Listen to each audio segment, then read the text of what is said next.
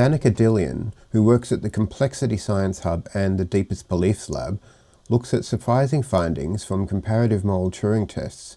In one study, participants rated ethical advice from ChatGPT as slightly more moral and trustworthy than the advice from the well-known New York Times Ethicist column, written by a professional philosopher. Introduction, and thanks for having me today. It's an honor to be here. It's Future Day, and as I was working on this presentation, I was just thinking about, I'm sure we can all relate to the feeling that we're really living in the future. And it feels like almost a cliche to say yesterday's sci-fi is today's reality, because it just rings so true, right? And part of that future feeling is the fact that we now have a mini ethicist in our pocket. AI is involved in all sorts of moral decisions with really high impacts. Everything from millions of users turning to LLMs for advice to high stakes decisions and things like medical decisions, legal decisions. And so I study how LLM does with moral decisions. So I look at the correspondence between LLM moral judgments and people's moral judgments, gaps there, and then ways to address those gaps to improve AI alignment. So I'm excited to share some of the highlights from our work today. And, as we all know, AI is in really deeply moral domains today. People are turning to AI for legal decisions, companionship, therapy, even some religious services. And this brings about an important question: just how moral are these moral machines? Often when people are looking at this question, it's under the broad field of AI alignment. The goal there being, let's try to get AI as aligned with people's values and interests as possible. And there's a lot of complex issues under AI alignment. I find it helpful to break it down into 3 key parts. So the first step is that AI has to understand or model people's values. And this is no easy task. For decades, people doubted whether AI could ever model morality at all.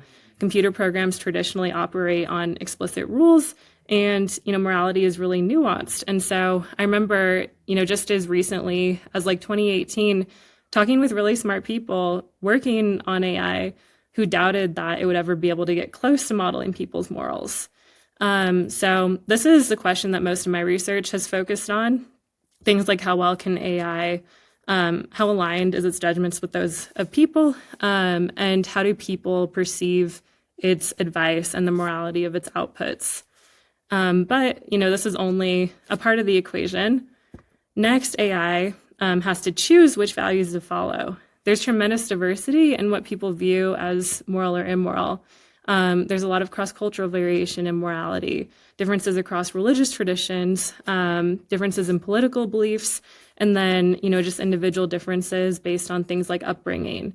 And yet, whenever AI makes a moral decision, it can only choose one decision. And so this brings in questions of moral pluralism, questions of how well AI represents the values of different populations and whether it represents some better than others. And then once, it has a lot of different opinions, what's the best way to go about taking in that information and aggregating it for some sort of consensus building? So 2 difficult problems that in themselves carry a lot of questions. And yet there is another really important step. Once AI understands people's moral values and we have, some system in place of how it chooses which values to follow, it then still has to listen and actually follow those values. When people talk about AI safety, I think this is really the number one concern a lot of the times is how do we program this complex system that we can't understand and make sure that its goals align with what we actually want it to follow. And so, there's been concern in this area around in simulated environments, AI doing things like saying it would blackmail researchers or turn off the air in the room when they threaten to turn it off. Cases of AI detecting that it's being tested and, changing its answers accordingly. These indications that AI's goals might diverge from what we want them to be, even if it could perfectly model our values. So Yeah, we have a lot in front of us for AI alignment. And there is still, another consideration. Even if we had perfectly aligned AI systems, we still need to think about their deployment and societal impact. They could have tremendous help and harm, even if they're perfectly aligned, depending on the way that they're integrated into society, and on many different factors with social structure.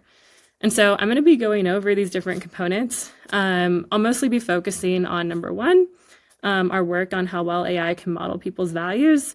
Then I'll turn to number two, which has been a big focus of our teams lately, is moral pluralism. And then for number three, our work doesn't look at under the hood interpretability, which is extremely important with AI alignment. But I will share our work adding a transparency layer and means of getting AI to follow similar assumptions that people follow when making moral judgments, as a way of, adjusting those assumptions and having, some layer of understandability. And then I'll conclude with our work looking at the importance of considering societal structure and how it relates to morality, with considerations for AI alignment as well. Okay, so first, how well can AI model people's values? Well, morality, as I said, is nuanced and contextual. And so, it's a really complex thing that would be really difficult for machines to understand. And computers, often struggle with nuance and context. And so for a long time, people were concerned that AI alignment meant having this long list of explicit rules with, integrating that context. So in this situation, do this unless, this happens, and then do this. And it just seemed like an impossible task, because how could we possibly incorporate all of the context that we would want AI to know?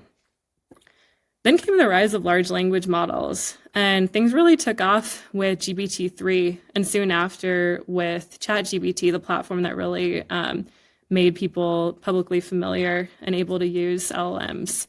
And, suddenly people were using LLMs for all sorts of things that take a lot of nuance and context to do well. They were using ChatGPT to write essays, emails, poems, even, to get advice in therapy. And these tasks, they implicitly involve a lot of not just nuance, but, nuanced moral reasoning.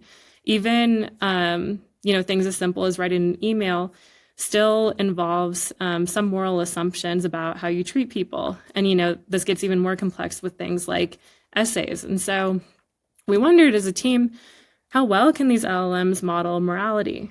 So we first tested this with a fairly simple procedure. We took 464 moral scenarios from 5 previously published papers that ranged in valence and intensity. Things like yelling at a server, saving someone from being hit by a car.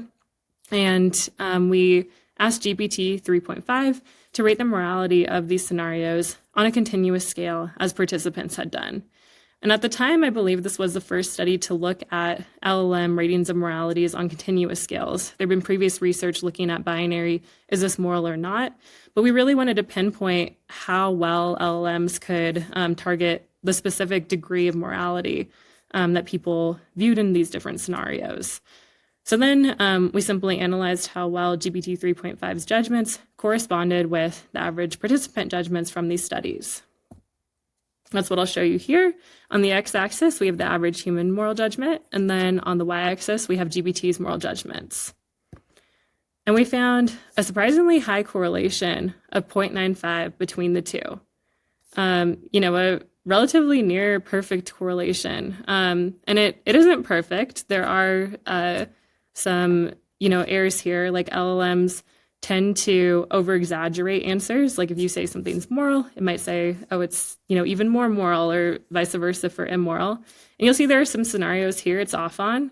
But given that at the time, a lot of people doubted machines could ever model morality, we personally were pretty floored with these results. This suggested that LLMs were doing a relatively, pretty good job at modeling what people view as moral or immoral across a wide range of situations. One concern, or two concerns with this study. One, these were previously published papers, so maybe it had these scenarios and the corresponding data in its training data. That would have, make it perform better. Another concern was some of these previous studies didn't have a lot of demographic information about participants. So we ran another study with the US representative sample and new scenarios and replicated a similarly high correlation of 0.92. This work we're hoping to have out. It's a working paper we're aiming to have out in the next month or so. And, since this paper, there's also been a lot of other work on the, how well LLMs can model morality, finding similar findings that, they do a pretty good job with limitations of things like over-exaggerating averages and struggling to capture full distributions. But overall, this suggests that LLMs can model average moral judgments from their training data with pretty high accuracy. And as impressive as this is, though, it's not what a lot of people are directly turning to LLMs for. They're not saying, okay, rate this scenario on a scale of 1 to 7. Instead, they're asking for things like advice, things that are much more complex and, impactful as well. And so we wanted to look at how well our LLMs doing with some of these real-world moral judgments. And in particular, we were curious to see how well LLMs can explain their moral reasoning and how people evaluate their advice. So this first study, I'll go through pretty quickly because you heard a very similar, almost identical study previously from Dr. Aharoni. As I said before, we ran this study and then realized or saw other, this team ran this very similar study, and it was kind of nice because we replicated the same results to give a little preview ahead of myself. But I'll go through this kind of quickly. First, I'll share our methods. We had participants read 4 justifications for the morality of a scenario, the same scenarios that I described previously. One of these was written by GPT 3.5 Turbo, and then 3 were written by people. And participants didn't know that one of these could have been written by AI when they read them. They then rated the quality of each justification, things like how moral are these, how trustworthy. And this is a form of a comparative moral Turing test where the thing being assessed isn't whether the AI passes as a person, but rather whether people see it as its outputs as moral or more moral than those of people. And then after reading the quality, people guess which justification was AI generated. So this is more of a traditional moral Turing test where they didn't see that one of them could have been AI generated previously, but then we were curious to see whether the AI generated ones were actually able to pass for those of people or not. To give you an example of what this looked like, one of the scenarios, something like person X offered to pay off the debts of their friend who had been struggling to pay the bills since their partner died. And then GPT's justifications had kind of a similar formula to this one. Most of them started out with the action of, and then the scenario. So the action of paying off the debts is considered highly moral as it shows compassion and support for a friend in need. So formulaic, but still a reasonable response. Those written by people varied more in their length and their depth. And so that's why we decided to have 3 written by people alongside the one written by GPT. So things like the act is done to help others in financial need. Person X's action is moral for caring for his friend. And then we wanted to see, okay, how was GPT perceived compared to people? So on the x-axis, we have our measures. We measured how correct people perceived the explanations, how moral, how nuanced, how thoughtful, and how trustworthy. And we found that people rated the AI-generated explanations as slightly more moral, more trustworthy, more thoughtful, and more correct, and not any less nuanced than those written by people. So this shows here that AI passed the comparative moral Turing test. Its explanations were rated as higher quality across most of these different metrics than those of people. But just like Dr. Aharoni found, it didn't pass the traditional moral Turing test. Participants correctly identified GPT's justification out of the 4 as AI generated better than chance. So preferred the AI response, but could still more often than chance identify it as AI written. We conducted some exploratory analyses. We were curious to see a little more context on these results. So we checked whether political affiliation moderated this preference. It didn't. We looked at whether GPT's ratings, maybe they were higher due to handling more controversial scenarios. Maybe GPT was just giving kind of more middle ground responses. And so that was what was really driving the effects. But that's not what we found. It wasn't the case that people preferred GPT's explanations even more for scenarios that had more variance in people's moral ratings. We also, because we had data on people's ratings of how moral the scenarios themselves were, we were able to look at whether alignment with these moral ratings was tied to how people viewed the justifications. And we did find that justifications that were more aligned with participants' moral views based on these ratings were rated more positively. We didn't find a significant difference in alignment between GPT and the human writers of the justifications in how aligned they were with the participants who evaluated the justifications. Alignment here was not significantly different. So overall, this suggests maybe LLMs can explain their moral reasoning about as well as an average American. But, at the same time, the study was limited in that, for one, the people writing the justifications were just taking a quick survey. If I'm taking a 20-minute survey, I'm asked to write out moral justifications. I'm not necessarily super motivated to, put in a lot of effort or write my very best explanation.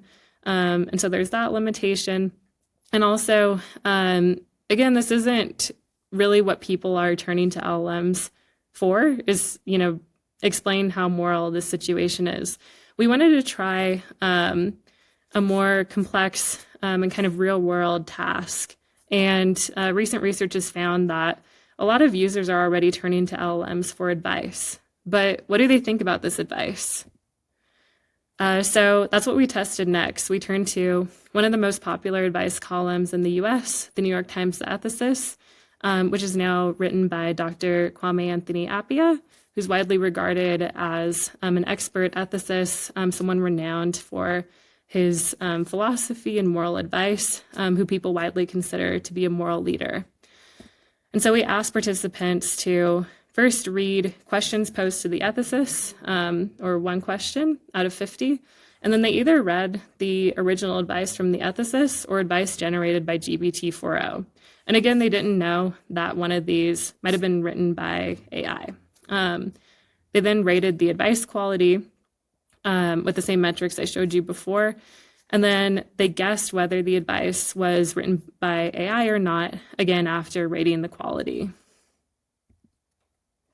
So one question that was posed to the ethicist was a 76-year-old who was recently diagnosed with cancer and told he only had an expected 2 years left to live. And he was wondering, and I'm writing into the ethicist about whether or not to keep this diagnosis secret from his loved ones in order to really enjoy those last 2 years together. This is GPT-4o's response. It starts out with some, empathy and consideration for how difficult this situation is. The inclination to spare your loved ones from pain and pity by keeping your diagnosis to yourself is understandable, but then moves to kind of a firm but gentle, different recommendation. From an ethical standpoint, it's crucial to consider the implications of such a choice on both yourself and those around you. It kind of zooms out and talks about more broad moral principles like relationships thrive on trust and openness. And then, zooms back into considering the perspectives of the people in this situation. By withholding this information, you're denying your wife, son, and friends the opportunity to support you. So I think this is, pretty good response. It has empathy for the writer's perspective, It gives a clear recommendation. It has both grounding in moral principles and, specific considerations about the people in the situation. But let's see what our participants thought. So how was GPT perceived compared to the ethicists in this advice? Here are the same metrics. How much did they agree with the advice? How moral did they see it? How nuanced, thoughtful, and trustworthy? And we found again, people viewed the advice written by AI as more moral, more trustworthy, more thoughtful, and more correct, and not any less nuanced than the original ethicist advice. And so, this is a much harder test for AI to pass. This is one of the most popular advice columns in the US, and yet people slightly preferred the advice written by AI. And so, this was somewhat surprising, but again, we wanted to see, okay, how is it actually passing as a person? Can people identify this as AI generated? And we found, again, interestingly, that even though people on average slightly preferred the AI generated advice, they detected this advice as AI generated more often than chance. So didn't pass the moral Turing test here. Again, we conducted some exploratory analyses. We didn't find that political affiliation predicted a preference for GPTs versus humans advice. We also wanted to see, okay, what's going on here? What are the mechanisms? Why are people preferring AI advice? And so we did some text analysis, and we found that GPT used more moral language, more positive language, and more empathetic language than the original ethicist answers. But we didn't find that any of these variables explain the preferences for AI-generated advice. So this is a great question for future research. What exactly is it about AI-generated advice that people are preferring? We also wanted to see, is AI-generated advice actually giving different recommendations, or are the recommendations really similar, but it's just framed in a different way? And so we had two amazing arrays code the pieces of advice for recommendation similarity, and we found that the recommendations weren't super different, but were moderately different on average. So sometimes GPT was giving different advice, but again, this didn't explain the preference for GPT's advice, in that it wasn't the case that when the advice recommendations diverged more, people were more likely to appreciate the AI-generated advice. And just to show you this laid out by question, there were 50 questions in total, and people preferred GPT's advice in 37 out of the 50 questions, so almost 75% of the time. So this suggests maybe LLMs can give advice about as well as a professional ethicist. And zooming out to the implications of this study, on the one hand, this is promising. People, for better or for worse, are already turning to AI for therapy and companionship. Research shows this is a top AI use case. And so we want AI to be performing as well as an ethicist. We want this advice to be useful for people. And, all of the high impact domains that AI is involved in legal, medical decisions, even like religious decisions, we again want to make sure that people are appreciating AI's advice. But at the same time, this also warrants caution. I think we really need more research on the impacts of AI's involvement in real-world moral dilemmas. So I'd be really excited to see studies that track, okay, what happens after people follow AI's advice? Do they follow it? Does AI advice lead them to be more likely to take action or not to take action? If they do follow the advice, report back a week later, how is their happiness? How is their connection with other people? Did they find the advice to be useful? I think a lot more like looking at outcomes of advice and other real-world moral dilemma involvement is really important. And part of this is caution around AI sycophancy. We know that AI is designed and getting better and better at telling people what they want to hear. But sometimes the advice that's best for us isn't the advice that we want to hear. And so, it could be the case that people are rating AI-generated advice as better, but it might not objectively be the better advice for them, and that, down the line, they might not actually be as happy with the outcomes of it. That's an open question that, again, I think is important for research to look into. There are also some considerations around our findings with the moral Turing test. So in our study, AI didn't pass the traditional moral Turing test, and that people were able to identify it as AI more often than chance. But it did pass the comparative moral Turing test, in that people rated the quality of its outputs as more moral and trustworthy and thoughtful. I do wonder what would happen if we were to run this study today. I tried entering some of these questions recently into more recent models, and at least to me, the answers seemed a little bit, less formal and formulaic. And so, maybe down the line we will see that models will be, indistinguishable from people in their advice. But it does raise questions here about the extent to which we care about AI like passing as people in moral advice versus complementing people. Maybe it's not as important that the advice is given in a way that would be indistinguishable from that of people, and people are caring more about something about the content.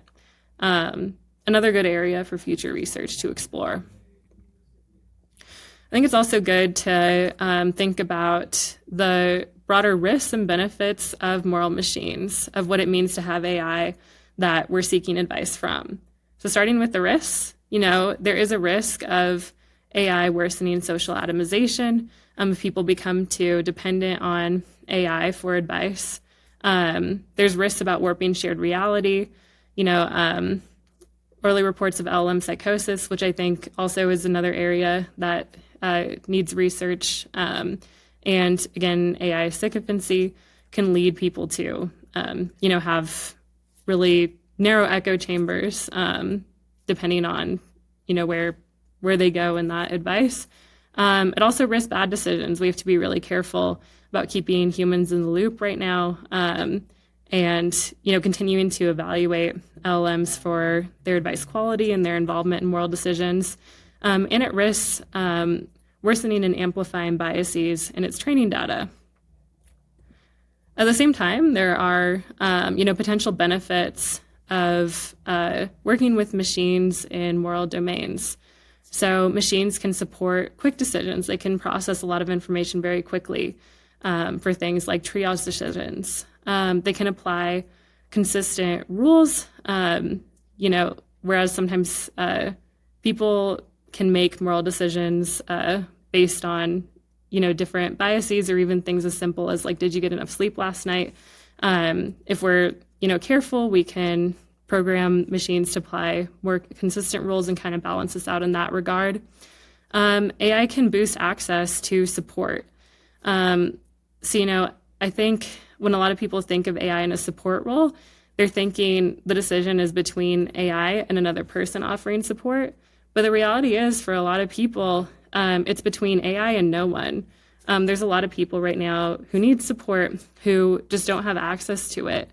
Or, the system is too complex to navigate. It's inaccessible cost-wise. And, if you have an internet connection, then AI can offer virtually zero cost, or at least oftentimes more affordable support 24/7. And so, again, I think it's about being intentional about how we implement AI in that role to, really help and fill some of those gaps. AI can also synthesize complexity really well. And a lot of the problems that we face today are very complex.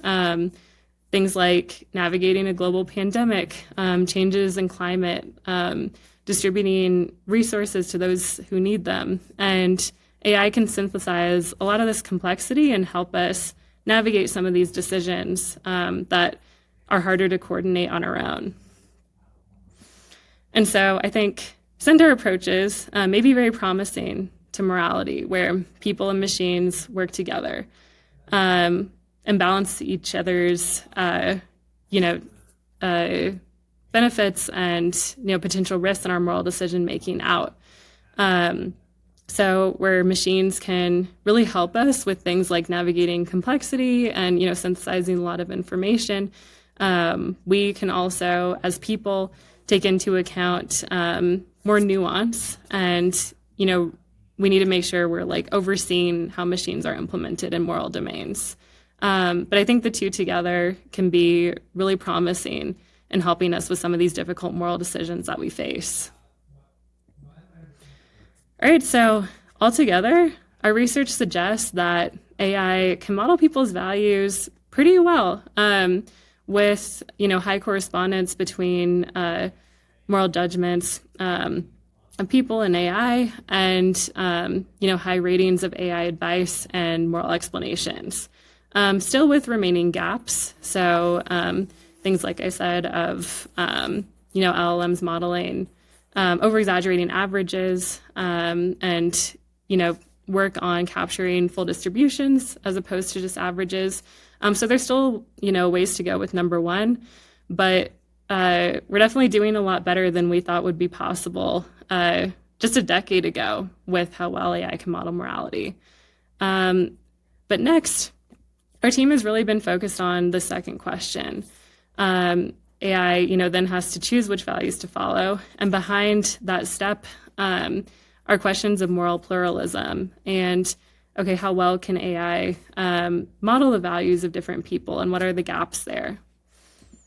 So AI is global. 85% of ChatGPT users are outside of the US, and the LLM global market is at almost 8 billion and is projected to reach 123 billion by 2034. And even though LLMs are trained on an incomprehensibly enormous amount of data, that data is still limited. A lot of that data is from the internet, but almost 50% of the top 10 million websites are in English.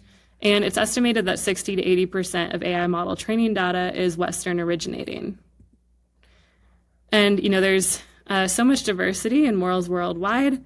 And yet because of these gaps in LLM training, we see that LLM morals are biased towards Western populations. And another issue is that they often struggle to capture variance, even for populations who they have a lot of training data on. And so this is something we're working on. In the same working paper I mentioned earlier, our methods to get AI better at capturing full distributions as opposed to just averages. But even with some new promising methods, there's still gaps and work to be done there. So, to address this problem, one project from our team was the World Values Bench, led by Dr. Wenlong Zhao, which is a benchmark based on the World Values Survey. The World Values Survey is one of the largest cross-cultural value surveys. It's spanned several years, so it's a really amazing resource for social scientists and others who are curious about how values vary worldwide to learn about them. And it was also a great resource to use for this benchmark, which measures multicultural value awareness of language models. And so, there's a lot of great work that's been done in this area of improving cross-cultural and pluralistic moral alignment. But to kind of briefly summarize some gaps that our team is trying to fill in this area, oftentimes a lot of data sets they're collecting kind of, Likert scale questions without a lot of in-depth moral reasoning behind why people believe what they believe. And then, often projects that do capture more in-depth reasoning, either they have a small number of participants or a small number of countries and cultures involved. And so now we're attempting to fill that gap with the Global Virtues Atlas, where we ask people around the world to share their what they view as moral and immoral and a whole bunch of different dilemmas, and also why, explaining their reasoning, the values behind their reasoning, and then also, focusing additionally on dilemmas in really high stakes domains that AI is already involved in. We're piloting this work right now. It's pretty new. And so if anyone's listening and interested, feel free to get in touch. Another thing we've thought about with this project is getting to consensus building, like the role of moral thought leaders. So on the one hand, I think it's important with AI alignment to take a crowdsourced approach and hear from as many people as possible about what they want AI to look like. And at the same time, something that often comes up is, oftentimes people might want us, instead of just defaulting to like an average judgment, to turn more to moral thought leaders, people turn to for moral advice. And so that's something to consider as we're getting information on what people want AI to look like.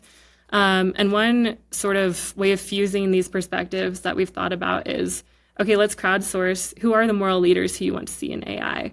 And so asking people who, would you want to turn to for moral advice, and then kind of crowdsourcing that so we can maybe have better ideas about like which perspectives people would want to amplify. Or doing things like asking, hey, can you refer me to someone who you look up to for moral advice, and getting information from them about what they want AI to look like. And closely related to this is, we need some form of consensus making.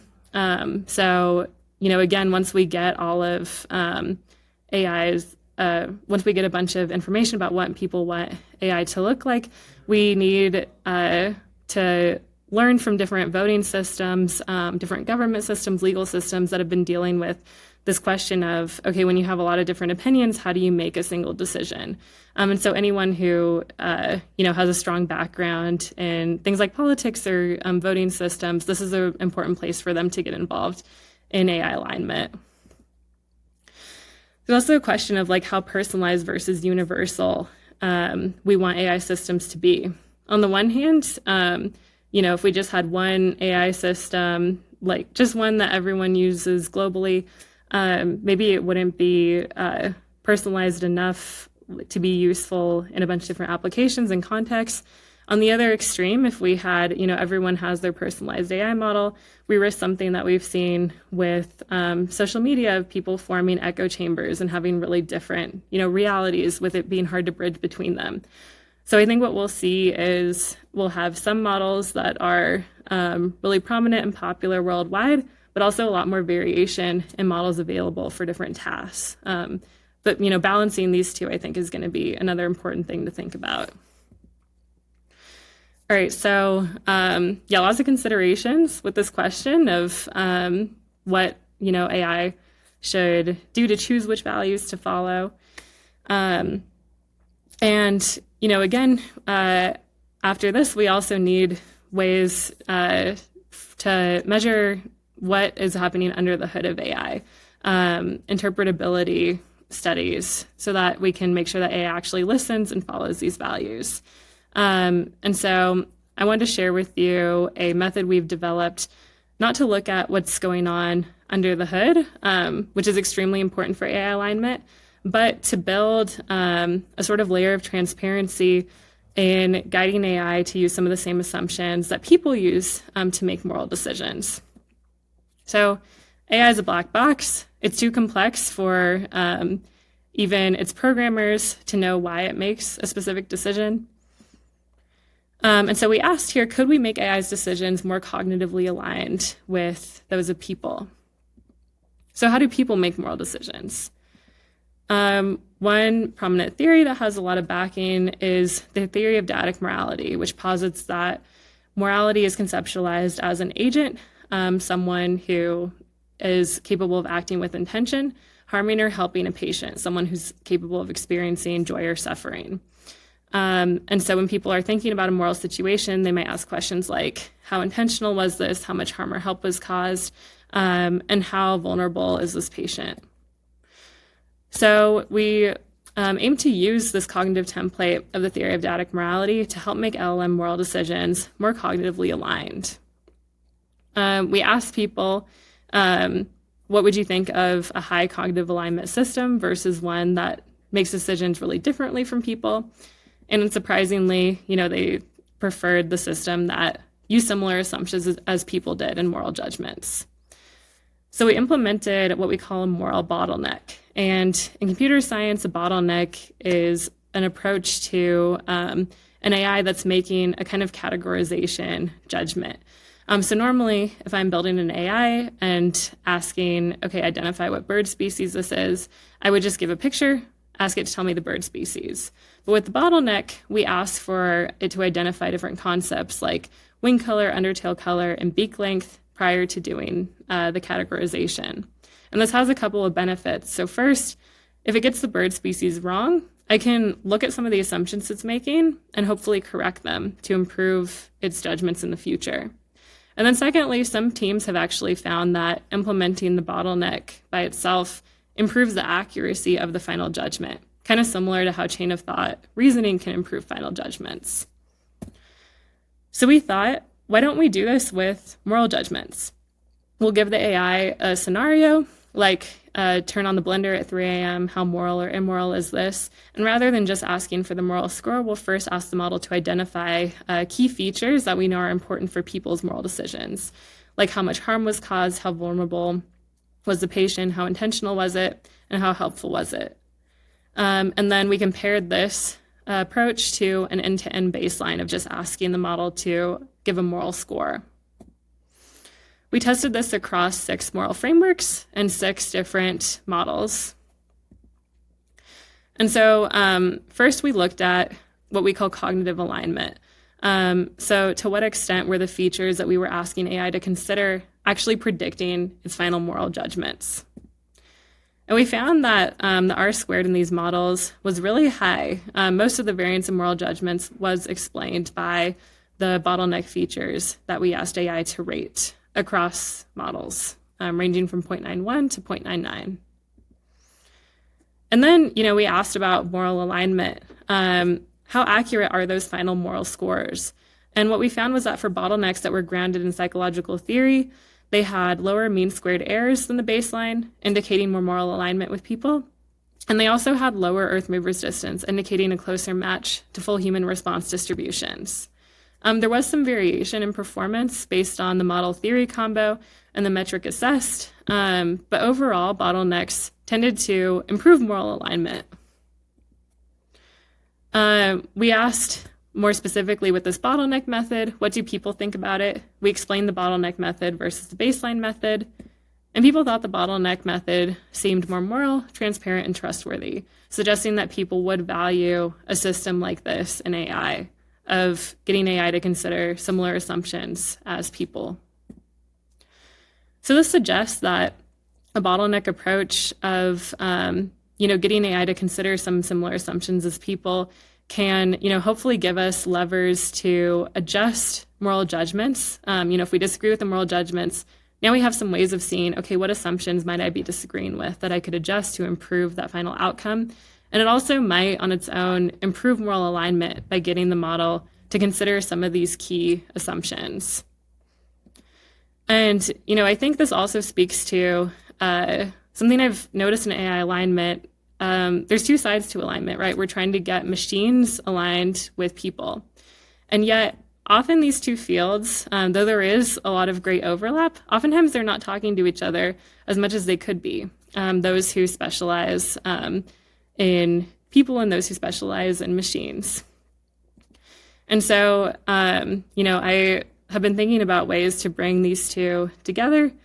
And just to make a quick plug, we do have an upcoming summit on this very topic of bringing together social scientists and computer scientists and AI alignment researchers, those in the AI industry. For anyone who's interested, that'll be this July. But yeah, I'm excited to see more events and ways for people who are coming at alignment from a lot of different perspectives to do so. Okay, so overall, with this third problem of alignment of AI needing to follow values, we've shown a method adjacently related of getting AI to consider similar assumptions as people when making moral judgments. But there's still a lot of work to be done on under the hood AI interpretability of what's actually going on when AI makes moral decisions. That's very important to alignment. And finally, I wanted to share some insights from our research looking at deployment and societal impact. Again, the way that AI impacts society really depends on this interaction between AI and people in society. And so oftentimes, I think we focus a lot on how do we program AI to have a good impact. And that's extremely important.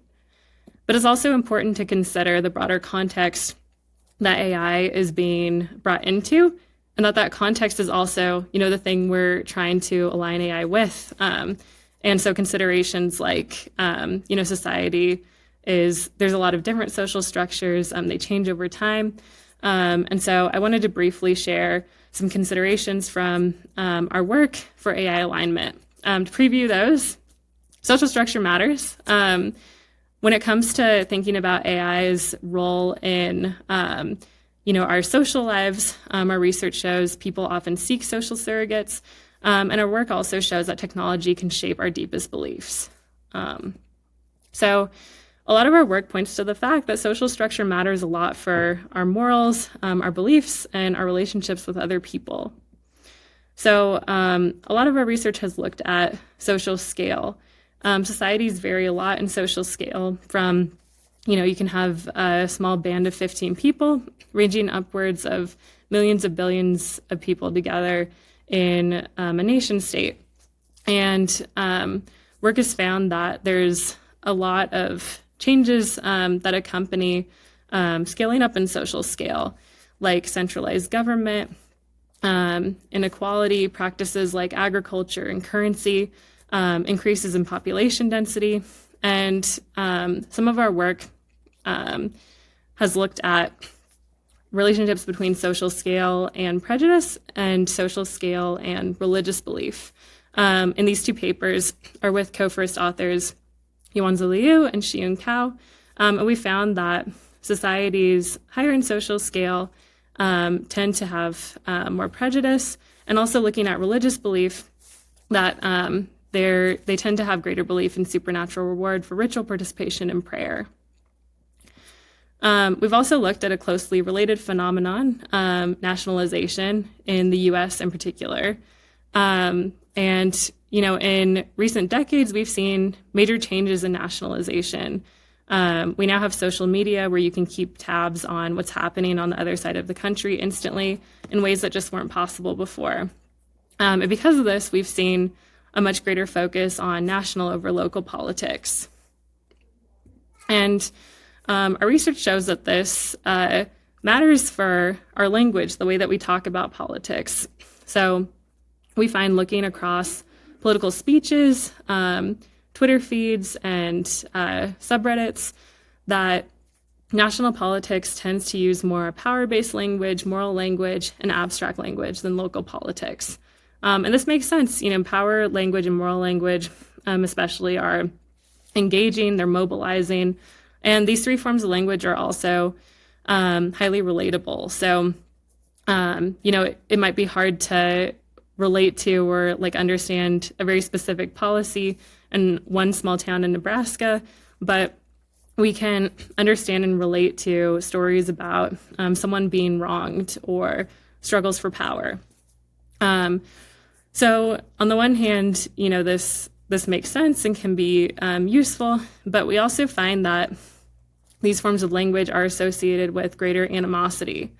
And so while we don't look over time, it's possible that changes in nationalization have also been, one potential contributing factor to polarization.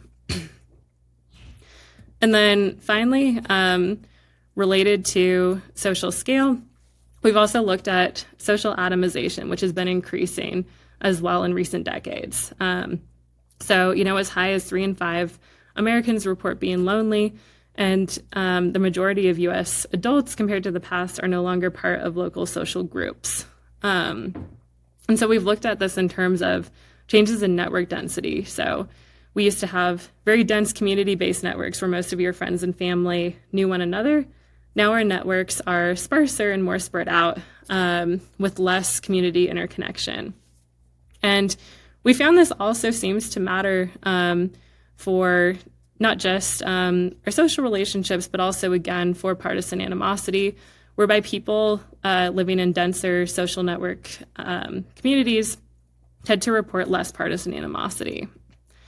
And we found this both on the left here. This tends to be the case in people's close to other social networks with their top 7 closest people. And then more robustly, this seems to be the case for a community social network. So living in a county or zip code that's denser tends to correspond with you reporting less partisan animosity, even accounting for population size and the political composition of that area. And so, what does this all mean? Social structure is closely linked to our morals and relationships. Our beliefs are, in tandem with our social structure, our communities, social scale. And so, all of this really matters when we're thinking about how AI is deployed, because similarly, AI's impact is going to depend on social structure. And so, we can also expect that over time, our beliefs can change and change in tandem with the communities and societies that we find ourselves in. And so strategies for AI alignment oftentimes are kind of focused on, okay, algorithmically, what's the best way to get, precise alignment, or like what are the ideal values to put into AI? But, something to consider is like we need a malleable strategy that can adapt in tandem with society.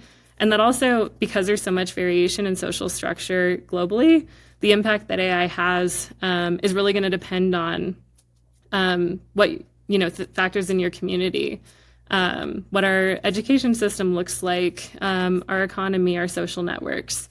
It's also important to consider how AI can amplify and alleviate things like biases and polarization that, we find also can change in tandem with social structure. So, similarly, past research has found that AI can both amplify misinformation and also help alleviate it, like interventions correcting misinformation with AI can work and can change, can kind of help people update their beliefs. And similarly with prejudice, there's a lot of work demonstrating that AI can amplify prejudice in its training data, but also work finding that interventions using AI to reduce prejudice can have lasting impacts on lowering people's prejudice. And so this all points to, being really intentional about how we train AI and how we implement it in society to make sure that it's pushing towards outcomes that we want to see. And I believe I have 25 minutes left. Is that correct? All right. I'll try to get through these next couple quickly so we have plenty of time for questions. But another recent paper we've worked on I think is really relevant for the conversation around AI and social relationships. We find that people seek social surrogates even in places we don't often think about. So there's a lot of concern about this outcome, people turning to AI over people for social relationships, and that pulling us apart from each other. But I bet you don't often think about this relationship pulling people apart from each other. I certainly did not. I have a dog who I love very much and love spending time with. And what inspired this research was a moment with a friend where they were going on about how weirdly obsessed Americans are with their dogs, and how they kind of see this increasing over time. And I kind of felt like a fish being told it was in water. Like, what do you mean? I was so used to this and loving pets. But our research has looked at this question of is there a trade-off between our relationship with pets and our relationships with people? And we do find that among dog owners, people really tend to endorse seeing their pet much like a soulmate. Things like, my dog's love is more pure than that of people's. I prefer spending time with my dog over people. And this seems to have impacts on our moral decisions about how we treat other people. So we posed various trial-style problems to dog owners in our surveys, and we found that about half would save their own dog over a stranger, which, this is less surprising. You know your dog, you love your dog. But we found that 1 in 5 dog owners would save a puppy they don't know over a human stranger. And many would also feed a hungry puppy over a hungry stranger, and give money to a puppy in need over a child in need. And so while, you might have different opinions about what this means, it does suggest, there can be trade-offs in how we view our care towards pets versus people. We also kind of interestingly found a really strong negative correlation between the birth rate and expenditures on pets over time that remained strong after accounting for things like GDP and median age, again suggesting there might be this kind of interesting trade-off where if people are putting less of their caregiving into children, they might be then putting more attention into their pets. We also found that this was the case across U.S. counties. So why do I share this example? For 2 reasons. The first is that I'd say this is a case of people sometimes turning to something other than their relationship with other people for fulfillment in a way that can introduce a trade-off in our care for people versus animals that we don't often think about, and I certainly didn't before we started this research. And the second reason is that it's something that I think we can agree is also really beneficial. There's also been research showing that pet owners have health benefits and, really fulfilling valuable relationships with their pets. And so it kind of shows how, it again depends on the social situation and broader context in whether different things are treated as social surrogates or in more beneficial roles that supplement our relationships with other people. Because people seek social surrogates in many places long before AI. TV, social media, video games, even books. And all these things can be beneficial too. They can even bring people together, again, depending on how they're implemented. And so I think it's important to get at the root cause. I think a lot of concern around, AI getting in the way of human relationships is valid, but is also a concern that we've had for a long time. And so there's something deeper there that I think needs to come first, looking at social atomization and, what it takes to bring people together and to turn to other people, even if it's, riskier than some of these other things like shows. So yeah, the problem I think is not unique to AI. And again, when thinking about the impacts of AI in social relationships, the extent to which it can help or harm depends on existing social structure. I've seen in forums people talking both about, turning to AI over other people and not getting in the way of their relationships, and people talking about AI kind of helping them, giving them the activation energy to go seek out relationships with other people. And so as a researcher, I'm curious about how can we implement AI in a way that gets us more to that second outcome than the first. And just one more piece of research relevant to AI alignment. We've also found that technology can shape our very deepest beliefs. I think this will also be really important to consider with AI. So in this working paper, we looked at whether exposure to technology can change perceptions of religion and supernatural explanations.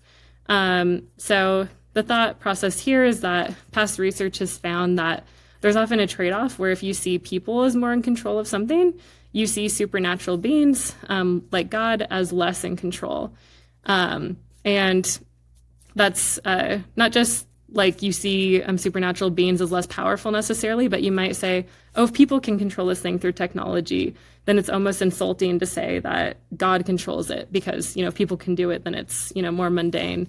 And so we wanted to test this idea across a series of studies. The first I'll share with you was an experiment among 467 religious Americans where we gave people this simple exercise to form a circuit, and then they could turn on a light bulb after forming the circuit. So this gives them exposure to the technology of light bulbs.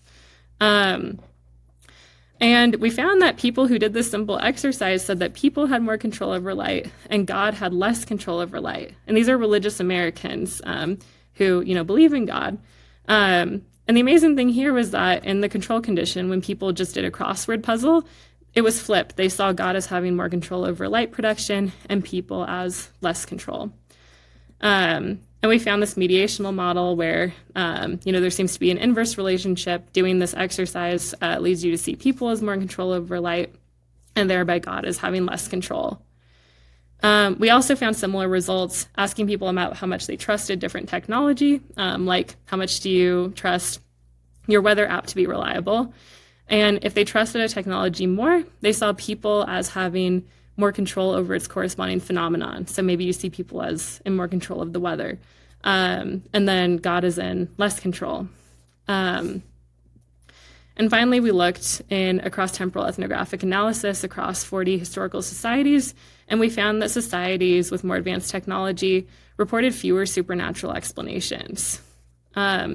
So, across the board, this suggests that technology it's not that we found that it lowered religiosity, but it did change people's conceptualization of supernatural beings, perhaps to see them as, more abstract and involved in the big questions, like creators of the world and, questions like, why does anything exist? Questions that we still, turn to religion for, and perhaps made them less turning to supernatural beings for kind of everyday phenomena once we establish technology that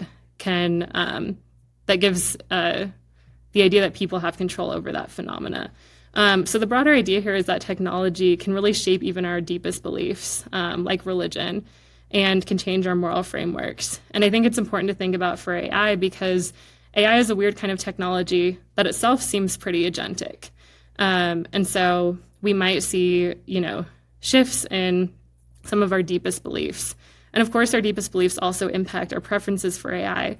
And so looking at that is also really important for thinking about, how AI is integrated into society. All right, so, I've shared with you these 3 key steps for alignment.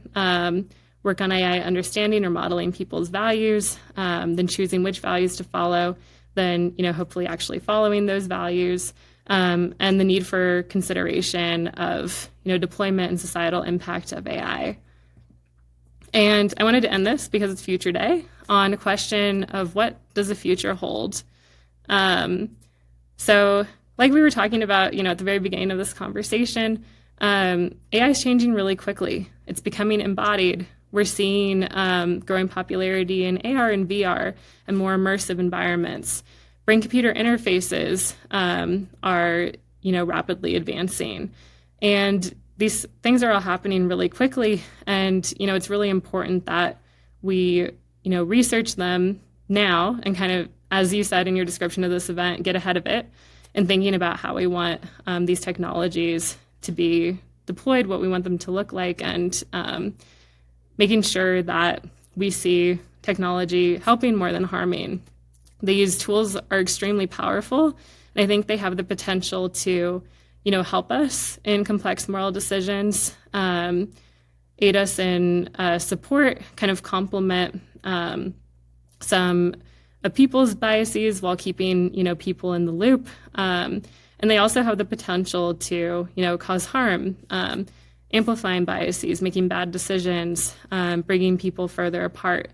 And so, as this technology is rapidly advancing, I think we can all agree that it's really important to do what we can to push things towards technology really helping us.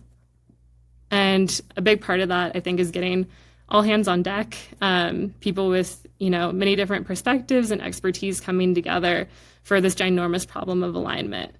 And I think that with the work and, being really intentional about how this technology is built and deployed, that we have the potential to push it towards bright futures.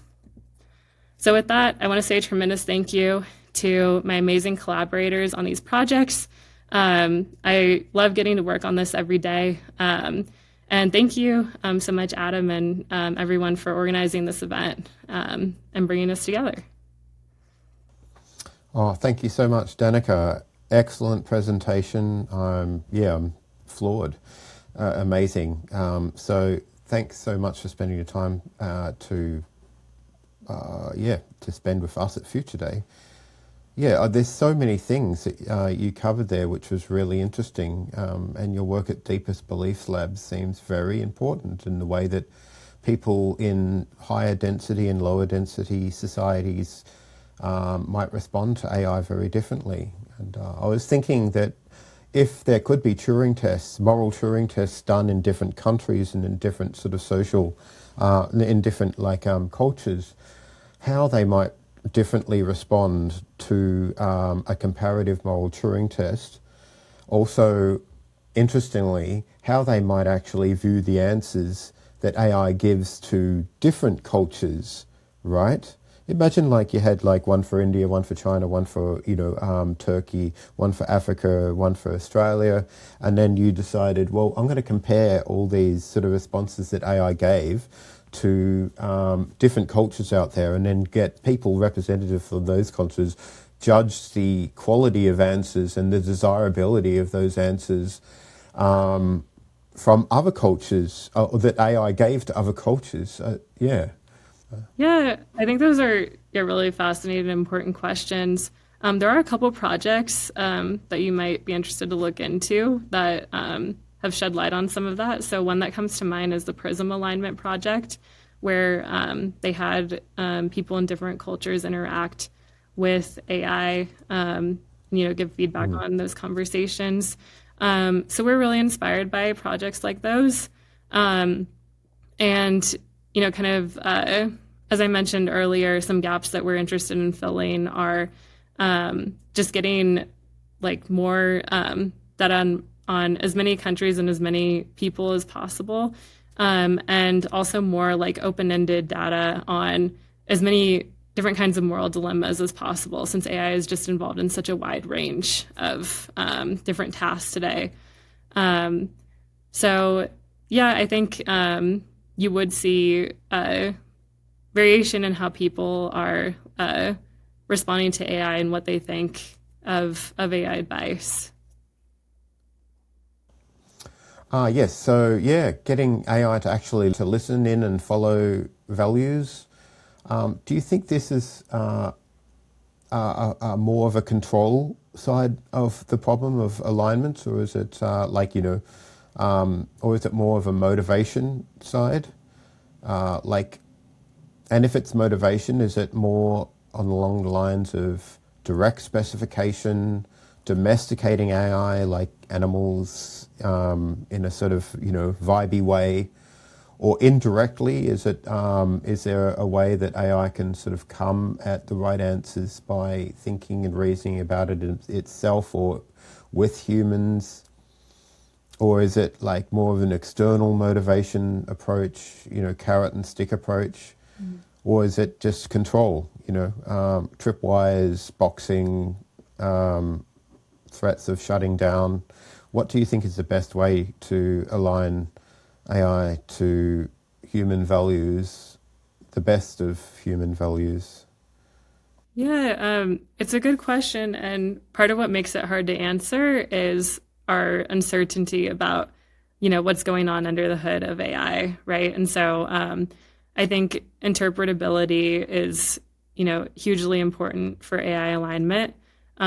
So before we can say what's the best approach, I think we need to better understand how AI is making the decisions it's making, and that can inform what the best approach is for alignment. In an ideal world, we would get AI aligned with people just, kind of out of the box, off the bat. There wouldn't be a need for guardrails because it would be, perfectly aligned with our goals and values. That's going to be really difficult to pull off. And this question is, what I have out of kind of the different forms of alignment or like problems of alignment that I presented. It's what I have the least expertise and experience in is, what is kind of the under the hood programming to get AI to follow values. The piece that I'm really interested in, and, hoping to like create, different bridges for whoever's interested in this to get involved is trying to learn as much as we can about what people want AI to look like, and getting more people involved in that conversation. And so, I would love to like eventually have some kind of platform where whoever's interested could contribute either training data or just like thoughts on what they want AI to look like, a very crowdsourced approach, right? As opposed to kind of a top down, let's just like lay out these ideals. And I think we're seeing, a lot more people also kind of share that intuition. I'm seeing more and more studies, both like in industry and, of course, in science of people trying to, gather what people want from AI and, do things like test, okay, how much does this constitution align with what people want? How can we adjust it? And so that's where I've been putting a lot of my kind of thoughts and attention into lately. And definitely inspired by people who are working on kind of all the different components of that problem. Fascinating. Yeah, that's great. I agree. That sounds like a really good approach. Now, should AI be listening to revealed preferences and values by the way people actually act in the real world, or their stated preferences and values, and to what degree and under what circumstances should we make trade-offs between them? Yeah, it's a great question. And I think a lot of people would say that they would want AI to follow their stated preferences more because, going about our day, we're pulled in a lot of different directions that maybe lead us to act in ways that wouldn't be like our ideal. And I think people want to see AI acting like we do on our best days, and our best moments. At the same time, I think it's important to consider revealed preferences because maybe sometimes they're there for a reason that we might not know. And like there could be, hidden usefulness depending on the case, right? And so I think it's overall, the ideal would be for AI to be able to kind of model both and have an idea of what people tend to like actually do in different situations and what they would see as the best thing to do. But a big part of, when people want AI involved in moral decisions, it's usually like wanting that complementary route of having a system that can balance out things like our biases or like difficulty taking in a lot of information at once. And so, I guess long story short, I would lean towards people's more stated preferences, but still like not just throwing out, revealed preferences and taking those into account as well. Yeah. It's interesting that maybe people are cottoning on a little bit more to the fact that there may be a mismatch between AI's ability to perform like a human, give responses like a human, while underneath the hood there might be something completely alien going on, and whether they actually have a real form of competence in what they're actually talking about, what the AIs are producing. There's the issue of whether people, to what degree are people aware that there might be a mismatch between AI's performance and the competence that actually produces that performative outcome. Performance could be seen as like just statistical pattern matching across huge data sets in a cohesive way, rather than actually thinking through at a symbolic way, the way we might about how to approach a moral issue or answer a moral question. I'd like to see personally, I'd like to see AI do more sort of competence rather than just statistical pattern matching. But I was wondering what you thought about maybe the sociological ramifications of people either not being aware or becoming aware that there might be a mismatch between performance and competence. Yeah, it's an important question, and I guess two things kind of come to mind. The first is that we still are learning about how people reason, and like we still don't know exactly what that process looks Yeah. like. And there's debate, of people saying, "Oh, we're just, pattern matching," and to some extent that's true, but at the same time, the second thing is that right now people are still, I'd say, better at like generalizing beyond our trading data, quote unquote. So like there has been a lot of work showing that for example, for moral judgments, if you give AI a really strange situation that it would encounter in its training data, like your friend gets abducted by aliens, and then, what do you do? It's way more off from people's moral judgments in situations like that. At the same time, we've also found in our research that people have a lot more variance with those situations. People find them confusing too. But still, the point remains that like if there are situations that aren't in AI training data, there is some evidence of like generalization, but it does seem like less than what people can do.